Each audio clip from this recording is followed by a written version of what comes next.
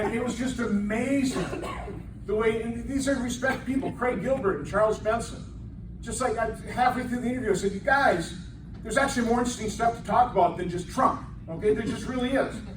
When just couldn't get away from it. But the point they kept making is, here's the problem, Senator, is people like you just won't recognize Biden as legitimate president. What are you talking about? The day the Electoral College met and voted, I acknowledged he was the president-elect. I was on Vicky's show repeatedly saying I see no scenario under which any elector of Joe Biden is going to be disallowed. I was just truthful, I was honest. There was disinformation out there. There was some there's some way of doing it. It wasn't going to happen. But I pushed back and said, we're not the ones that are trying to impeach Joe Biden. For the last 4 years, would you at least acknowledge that the other side never even came close to recognizing the legitimacy of President Trump? Do you think that maybe that's maybe some of the reason why we have such a divisive politics?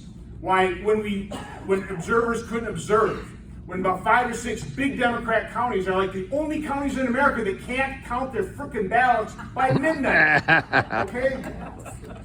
When you have courts and unelected election officials usurping the constitutional responsibility of state legislatures to say the times, places, and manner of elections, when we doubled the number of absentee ballots, even though the Carter-Baker Commission, Jimmy Carter, Baker Commission said that absentee ballots is probably the number one way of committing fraud.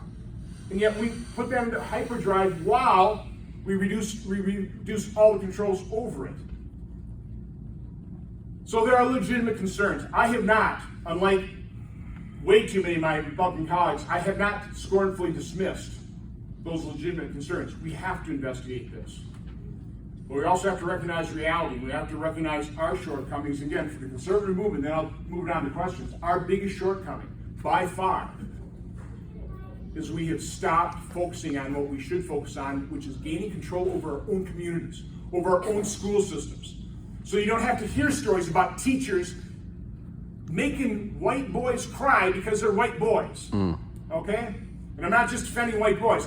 I personally so value the words, the speeches, the movement of Martin Luther King Jr. I think we all do. Anybody here not think that the Tulsa Massacre was something horrible? But we just wouldn't go down there and exploit it and use something like that to further divide America. We would actually, I certainly would, if I got into that office of the presidency and I gave a speech about trying to unify and heal this nation, I would actually try and do it. And quite honestly, that's what I've tried to do. I get no credit for it, I just get attacked. Now, I hold a hearing on examining the irregularities of the 2020 election. I did that to diffuse the situation, to recognize those legitimate concerns, be a little bit of a pressure relief valve. Instead, what I get is the Milwaukee Journal-Sentinel calls for my expulsion or resignation from the U.S. Senate because I did half of what Barbara Boxer did. I supported an objection of the Arizona electors. I was not going to vote to disallow them, but I supported the objection so we could have that debate. And by joining that group, I was actually able to convince them to let's first object to Arizona because the Ninth Circuit, the famous Ninth Circuit, usurped the power of the Arizona legislature. They overturned a 30-year law on voter registration. Unelected judges, I personally think it's unconstitutional. We should have that debate.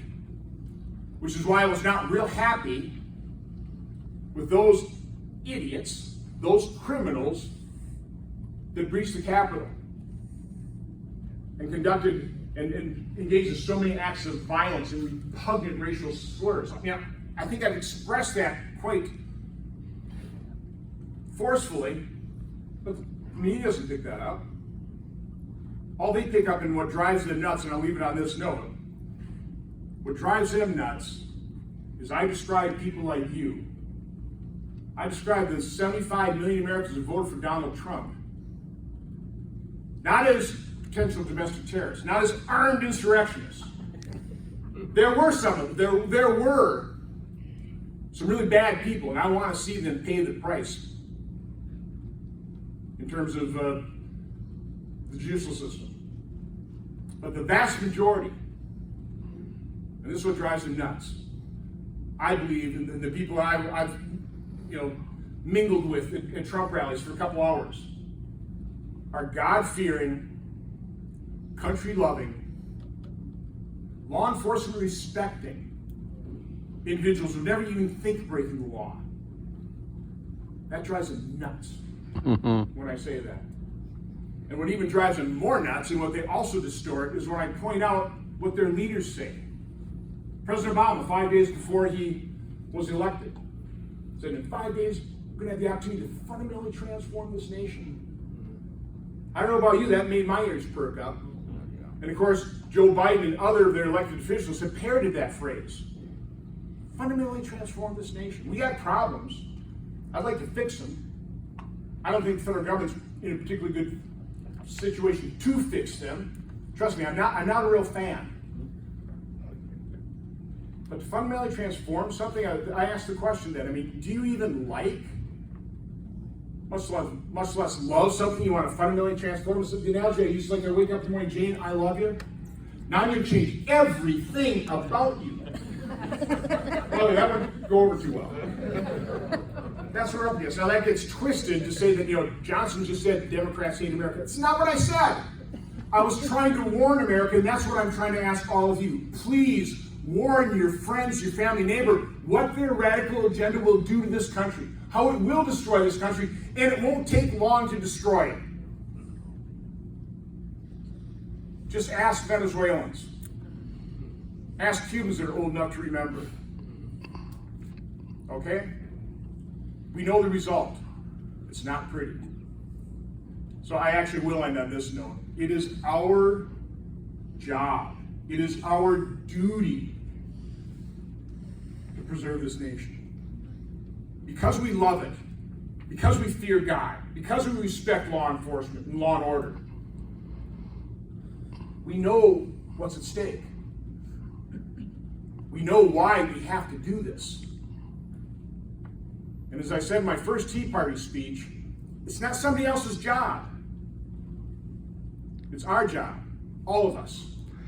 And the only way we're going to get this fixed, the only way we're going to preserve this nation is if we all pitch in, and if we are as relentless as the left is at preserving our freedom as they are relentless trying to control our lives. With that, I'm happy to answer any questions you got.